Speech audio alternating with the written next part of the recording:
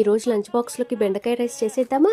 ఒక ప్యాన్లోకి కొద్దిగా ఆయిల్ వేసుకొని కారం, పసుపు, ఉప్పు వేసుకొని కట్ చేసి పెట్టుకున్న బెండకాయ ముక్కలు వేసుకొని బెండకాయ జిగురుపోయేదాకా ఫ్రై చేసుకోవాలి. ఇప్పుడు అదే ప్యాన్లోకి కాస్త ఆయిల్ వేసుకొని పోపు దినుసులన్నీ వేసుకొని సాసవులు చిట్టుపట్టలాడాక కరివేపాకు కూడా వేసుకొని ముందుగా కట్ చేసి పెట్టుకున్న వెల్లుల్లి రెబ్బలు కూడా వేసుకొని ఫ్రై చేసేసుకుందాం. ఇందులోకి ఆనియన్ కూడా వేసుకొని ఆనియన్ గోల్డెన్ బ్రౌన్ వస్తే సరిపోతుంది. అప్పటిదాకా ఫ్రై చేసుకొని టొమాటో ముక్కలు కూడా యాడ్ చేసుకొని టొమాటో తొందరగా మగ్గాలంటే కాస్త సాల్ట్ యాడ్ చేసుకొని మూత పెట్టేసి 2 మినిట్స్ అలా వదిలేస్తే తొందరగా మగ్గిపోతాయి.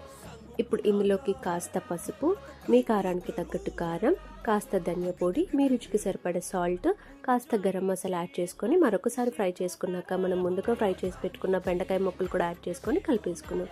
ఇప్పుడు ఇందులోకి ఆల్రెడీ కుక్ చేసి పెట్టుకున్న వైట్ రైస్ వేసుకొని మొత్తం బాగా మిక్స్ చేసేసుకోవాలి. అంతేనండి, ఎంతో ఈజీ అండ్ టేస్టీగా బెండకాయ రైస్. వీడియో కన్నా నచ్చినట్టయితే వీడియోకి ఒక లైక్ చేసి మన ఛానల్ని సబ్స్క్రైబ్ చేసుకోండి.